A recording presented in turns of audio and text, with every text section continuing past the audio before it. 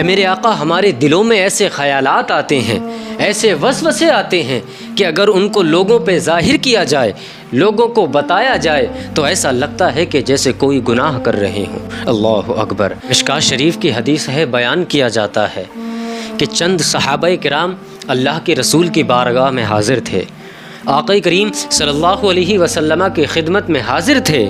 ان میں سے چند صحابہ اٹھے اور میرے آقا صلی اللہ علیہ وسلم کی بارگاہ میں حاضر ہوئے اور عرض کی، اے میرے آقا، اے ہمارے آقا، ہمارے ماں باپ آپ پر قربان ہو جائیں، ہمارا مال اور ہماری دولت آپ پر قربان ہو جائے۔ اے میرے آقا ہمارے دلوں میں کچھ ایسے خیالات ہیں، ایسے وسوسے ہیں جو بتانے میں بھی گناہ معلوم ہوتے ہیں، جن کو بتانے میں بھی ایسا لگتا ہے کہ ہم سے کوئی گناہ ہو جائے گا۔ اے میرے آقا ہمارے دلوں میں ایسے خیالات آتے ہیں، ایسے وسوسے آتے ہیں کہ اگر ان کو لوگوں پہ ظاہر کیا جائے، لوگوں کو بتایا جائے تو ایسا لگتا ہے کہ جیسے کوئی گناہ کر رہے ہوں۔ اللہ اکبر۔ ایسا لگتا ہے کہ جیسے کوئی گناہ بیان کر رہے ہوں۔ اے میرے آقا ہمارے دلوں میں کچھ ایسے خیالات ہیں، کچھ ایسے وسوسے ہیں ہمارے دلوں میں، جنہیں اگر ہم بیان کریں تو لگتا ہے کہ ہم کوئی گناہ کر رہے ہوں۔ اللہ اکبر۔ قربان جائیے صحابہ کرام پر، صحابہ کرام کی عظمت پر قربان جائیے۔ ہم لوگ تو آج گناہ کر کے لوگوں کو بتاتے پھرتے ہیں کہ ہم نے رات فلمیں دیکھی۔ اللہ اکبر۔ رات ہم لوگ سنیما گئے، ہم نے یہ کیا، ہم نے وہ کیا۔ اے نادان، تو کون ہوتا ہے بتانے والا؟ تیرا رب تو تیرے گناہوں کی عیب پوشی کر رہا ہے، تیرے گناہوں کو چھپا رہا ہے۔ اے نادان، جب تو رات میں کوئی گناہ کرتا ہے، جب کوئی تنہائی میں بدفعل کرتا ہے، تب میرا رب صبح ہوتے ہی اس کو لوگوں پہ ظاہر نہیں کرتا، اس کو چھپاتا ہے، لوگوں میں اس کو ظاہر نہیں کرتا، اور تو لوگوں کو بتاتا ہے کہ میں نے رات یہ کیا، میں نے وہ کیا۔ اللہ اکبر۔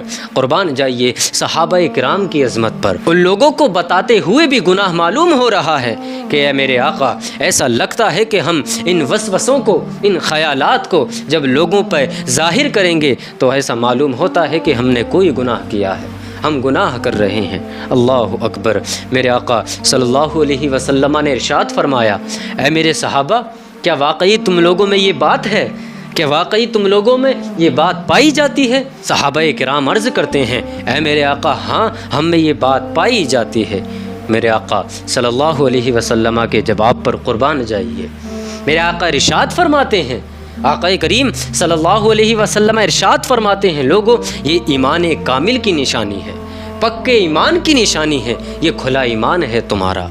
اور حضرت علی مرتضیٰ رضی اللہ تعالی عنہ نے تو یہاں تک بیان فرما دیا کہ جس نماز میں خیالات اور وسوسے نہ آئیں، یقیناً وہ نماز یہود و نصارہ کی ہوا کرتی ہے۔ اللہ اکبر۔ قربان جائیے مصطفیٰ کریم کی ذات پر۔ میرے آقا صلی اللہ علیہ وسلم نے صحابہ کرام سے ارشاد فرمایا، اے صحابہ، یہ تمہارے ایمان کامل کی نشانی ہے، یہ تمہارے پختہ ایمان کی نشانی ہے، تمہارے ایمان کامل کی نشانی ہے۔ اللہ اکبر۔ حضرت علی مرتضیٰ نے تو کہا تھا کہ وہ نماز یہودی اور نصارہ کی ہوا کرتی ہے جس میں خیالات اور وسوسے نہ آئیں۔ اللہ اکبر۔ لوگوں نماز وہی ہے جس میں خشوع اور خضوع پایا جاتا ہو، جو دل سے اللہ رب العزت کی عبادت کرتا ہے، یقیناً اس کی وہ عبادت قبول بھی ہوتی ہے۔ ان ساتوں آسمانوں کو، ساتوں زمینوں کو کس نے پیدا کیا ہے؟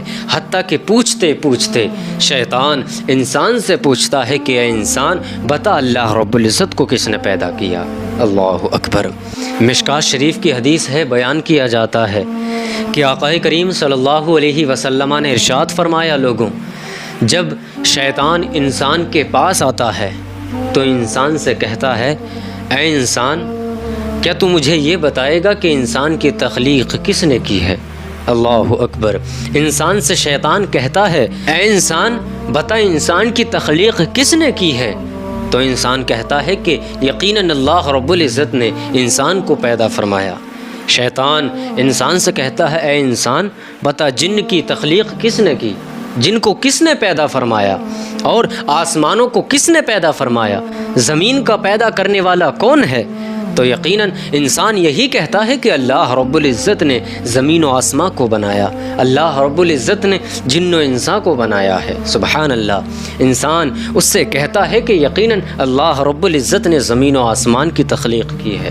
اس کے بعد شیطان مردود انسان سے کہتا ہے، اے انسان بتا کہ کائنات کو کس نے پیدا کیا، کائنات کو پیدا کرنے والا کون ہے؟ شیطان مردود انسان سے کہتا ہے، اے انسان بتا کائنات کے ذرے ذرے پر کس کا حق ہے، کائنات کو کس نے پیدا کیا، کائنات کو تخلیق کس نے دی ہے؟ انسان کہتا ہے کہ یقیناً اللہ رب العزت نے اس کو بنایا ہے، کائنات کو بنانے والا میرا رب ہے، کائنات کو چلانے والا میرا رب ہے، اس کائنات کے نظام کو سنبھالنے والا میرا رب ہے، اس کائنات کو چلانے والا میرا رب ہے۔ آقا کریم صلی اللہ علیہ وسلم ارشاد فرماتے ہیں، لوگوں جب شیطان انسان کے پاس آتا ہے تو انسان سے کہتا ہے، اے انسان بتا کائنات کو کس نے پیدا کیا، زمین و آسمان کو کون پیدا کرنے والا ہے، ان ساتوں آسمانوں کو ساتوں زمینوں کو کس نے پیدا کیا ہے؟ حتیٰ کہ پوچھتے پوچھتے شیطان انسان سے پوچھتا ہے کہ اے انسان بتا اللہ رب العزت کو کس نے پیدا کیا۔ اللہ اکبر، انسان سے شیطان پوچھتا ہے کہ اے انسان بتا اللہ رب العزت کو کس نے پیدا کیا۔ تو آقا کریم صلی اللہ علیہ وسلم ارشاد فرماتے ہیں، لوگوں جب شیطان تم سے یہ پوچھے کہ اللہ رب العزت کو کس نے پیدا کیا تو تم کو چاہیے اعوذ باللہ من الشیطان الرجیم پڑھا کرو، تم کو چاہیے کہ شیطان کے ان وسوسوں سے بچو۔ یقیناً شیطان انسان کو بہکانے والا ہے، شیطان مردود ہے، انسان کو بہکانے والا شیطان ہمیشہ انسان کے پیچھے پڑے رہتا ہے۔ شیطان تو چاہتا ہے کہ انسان اپنے رب کی عبادت سے دور رہے، اللہ کے رسول صلی اللہ علیہ وسلم پر درود و سلام پڑھنے سے دور رہے، اپنے ماں باپ کو تکلیف دے، کائنات میں اپنے بھائیوں کو تکلیف دے۔ شیطان تو یہی چاہتا ہے کہ وہ شیطانی کرے، حرام خوری کرے، عیاشی کرے، مکاریاں کرتا رہے۔ اے لوگوں ہم لوگوں کو اپنا محاسبہ کرنا چاہیے کہ ہم لوگ آج کس کے طریقوں پر چل رہے ہیں، جو شیطان کے کارنامے ہیں کیا ہم لوگ اس راستے پر تو نہیں چل رہے جس راستے پر شیاطین چلاتے ہیں، جس راستے پر شیاطین انسان کو چلانا چاہتے ہیں؟ لوگوں اپنا محاسبہ کرو کہ ہم لوگ کس راستے پہ چل رہے ہیں، ہمارا راستہ کیا ہے؟ لوگوں راستہ وہی کامیاب ہے جو مصطفیٰ کریم صلی اللہ علیہ وسلم پر درود و سلام کے نذرانے پڑھتے ہوئے اپنی زندگی کو گزارا جائے۔ راستہ وہی کامیاب ہے جس راستے میں اولیاء کاملین ملتے ہوں، راستہ وہی کامیاب ہے جس میں اولیاء اللہ ملتے ہیں، جس میں اللہ کے نیک بندے ملتے ہوں، وہی راستہ کامیاب ہے۔ اے لوگوں آج کل ہم لوگ شیطان کے وسوسوں میں آ کر، شیطان کی باتوں میں آ کر اپنے رب کی عبادت سے دور ہوئے بیٹھے ہیں، اپنے ماں باپ کی نافرمانیاں کرتے ہیں، اپنے والدین کو تکلیف دیتے ہیں۔ ہم لوگوں پر ظلم و تشدد کا بازار گرم کرتے ہیں۔ ہم لوگ آج عیاشیوں سے باز نہیں آتے ہیں، مکاریوں سے ہم لوگ باز نہیں آتے۔ تو یہ راستہ کس کا راستہ ہے؟ یقیناً یہ شیاطین کا راستہ ہے۔ شیطان تو چاہتا ہے کہ انسان اپنے رب کی عبادت سے دور رہے اور میری طرح بن جائے۔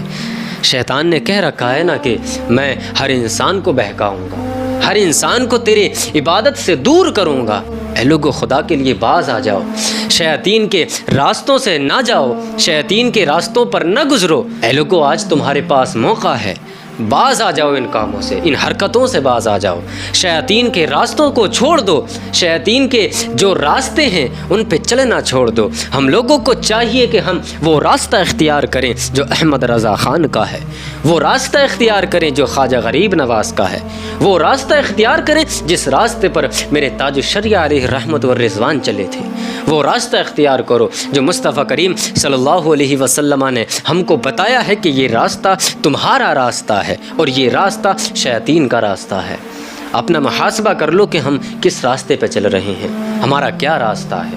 اللہ اکبر، اللہ ہم سب کو شیاطین کے وسوسوں سے محفوظ فرمائے۔